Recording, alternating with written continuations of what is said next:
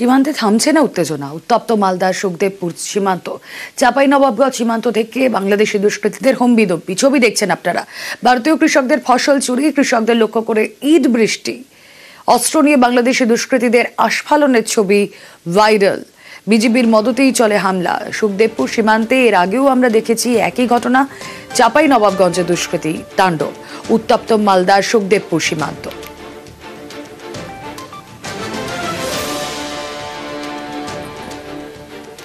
বাংলাদেশে থামছে না ভারত বিদ্বেষের বলি। ঢাকায় জাতীয় নাগরিক কমিটির মশাল মিছিল, আর সেখান থেকেই ভারত বিরোধী উস্কানি মন্তব্য।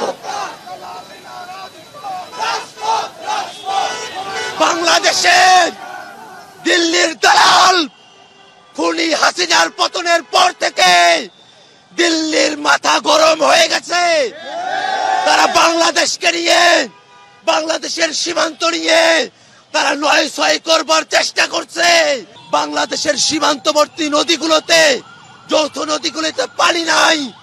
বাংলাদেশের মানুষ যারা সীমান্তে বসবাস করে তাদের নিরাপত্তা নাই। বাংলাদেশের রাজনীতিতে ভারতের অযাচিত হস্তক্ষেপ। বাংলাদেশে তারা চায় ভারতের মতো করে তাদের দলদাস হয়ে এদেশের শাসকেরা শাসন করবে।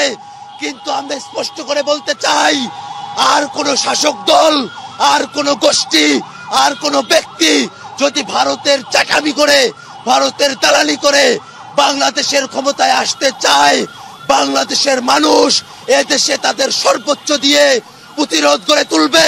কোনোভাবেই কোন ভারতের দালালকে বাংলাদেশে আমরা ক্ষমতায় আসতে দেব না। কোচবিহারের হরিণচাওড়ায় রাতে পুলিশি হানা, 3 জনকে আটক করে নিয়ে যাওয়ার সময় বাড়ির মহিলাদের মারধরের অভিযোগ। পরিবারের দাবি, মারধরের জেরেই এক মহিলার মৃত্যু হয়েছে, আর এই নিয়ে কোচবিহারে অবরোধ বিক্ষোভ হয়। মারধরের অভিযোগ অস্বীকার করেছে পুলিশ।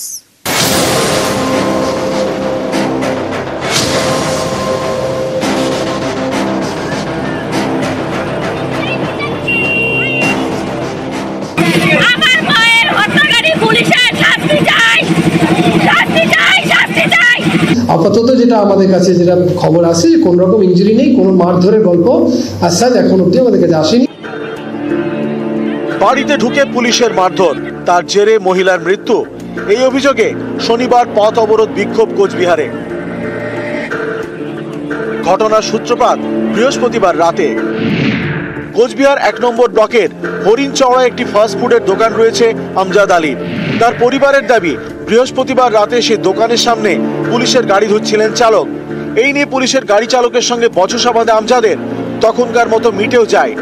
এরপর শুক্রবার রাতে নাকি আমজাদের বাড়িতেও চড়াও হন কোতোয়ালি থানার কয়েকজন পুলিশ কর্মী।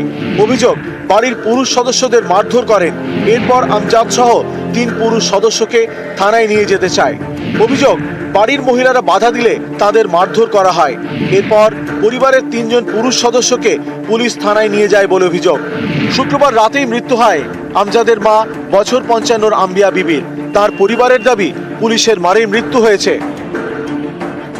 আচমকা 12:45 নাগাদ পুলিশের 5টা গাড়ি এসে, কোনো মহিলা পুলিশ নেই, পুরুষ পুলিশ আচমকা আমাদের বাড়িতে ঢুকে হামলা করে। আমার মা, আমার 2 ভাই, আমার বাবাকে পুরে পিটায়, মানুষকে গুন্ডার মতো করে পিটে বাড়ির ভিতরে এমন হত্যা করে। এই পুলিশ আমরা বিচার চাই। আমার মাকে মারকে পিঠে মেরে ফেলেছে। ভিডিওগ্রাফির আন্ডারে প্রপার পোস্টমর্টম হবে এবং basic on the post-mortem will progress further. কিন্তু আপাতত যেটা আমাদের কাছে যেটা খবর আছে, কোন রকম ইনজুরি নেই, কোনো মারধরের গল্প আসাদ এখন অব্দি আমাদের কাছে আসেনি। Since the death is related to arrest, subsequently উনি মারা গেছেন। তো এই জন্য আমরা ভিডিওগ্রাফি করে পোস্টমর্টম আন্ডার এক্সিকিউটিভ যেগুলো যে প্রসেস করা হয় সেই প্রসেসে আমরা পিএম করাচ্ছি। কোচবিহার থেকে শুভঙ্কর সাহা, নিউজ 18 বাংলা।